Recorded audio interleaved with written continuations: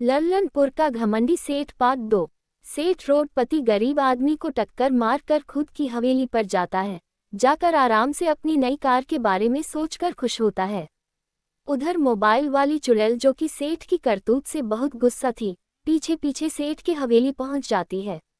सेठ थका हुआ था, जाकर अपने कमरे में सोने चला जाता है। तभी चुड़ैल उसके कमरे में उड़ते हुए पहुंचती है और सेठ को बोलती है, क्यों सेठ, तुझे इंसान इंसान नहीं दिखता? तूने गरीब लोगों को बहुत सताया है, अब तेरी बारी। तभी सेठ चुड़ैल को देखकर डर जाता है, पर अपना डर चुड़ैल पर जाहिर नहीं होने देता और चुड़ैल से बोलता है, तेरे जैसी चुड़ैल मैंने बहुत देखी है, तू मुझे डराएगी? चुड़ैल, अच्छा तो ऐसी बात है, लगता है मुझे तेरे काले चिट्ठे सबके सामने खोलने ही होंगे, तब तू गरीब इंसान की मजबूरी समझेगा।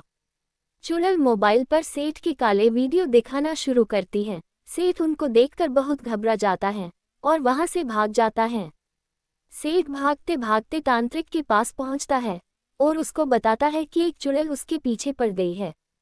तांत्रिक बोलता है, चलो सेठ, मैं देखता हूँ कौन चुड़ैल तुम्हें परेशान कर रही है।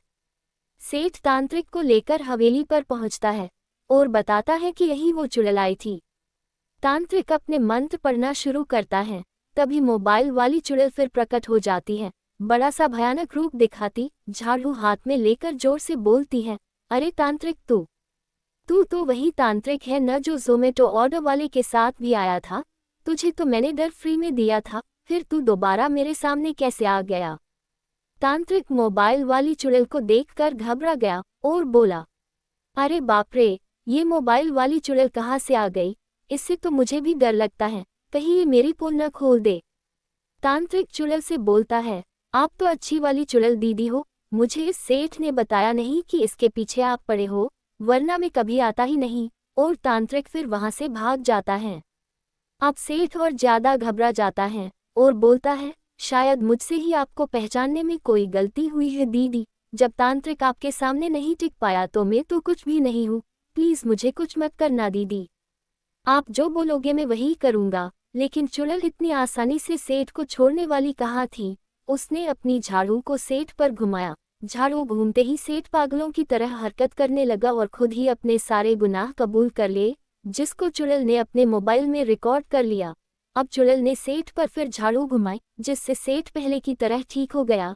चुड़ैल सेठ को अपना मोबाइल दिखाते हुए बोली, बता सेठ, अब तेरा क्या हश्र करूं? तूने खुद ही अपने सारे काले गुनाह मेरे मोबाइल के सामने मान लिए हैं, बोल तेरा ये वीडियो वायरल कर दूं। सेठ चुड़ैल के पैरों में गिरकर गिर गिराया और बोला, नहीं दीदी, मैं बर्बाद हो जाऊंगा। चुड़ैल गुस्से में उड़ते हुए बोलती है कि तुमने उस गरीब आदमी को टक्कर मारी और उसको दर्द अपमान दिया, अब जाकर उस आदमी से माफी मांगो और उसका अच्छे से इलाज कराओ, वरना मैं तुझे बबूल के पेड़ पर लटका कर उसी के कांटों से मारूंगी।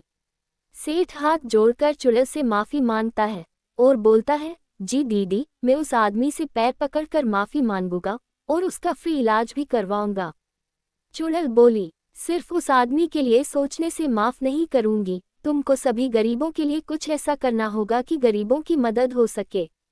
सेठ बोलता है, दीदी, मैं गरीब लोगों के बच्चों के लिए स्कूल खोलूंगा और उनको आपकी तरह अच्छी चुड़ैल मतलब अच्छा इंसान बनने की सीख दूंगा। अब चुड़ैल का गुस्सा शांत होता है और वो बोलती है, ठीक है सेठ, तुझ पर मेरी नज़र अब हमेशा बनी ही रहेगी, अगर तूने कुछ भी गड़बड़ की तो याद है ना मैं तुझे कहाँ ले जाऊंगी। सेठ, हाँ दीदी,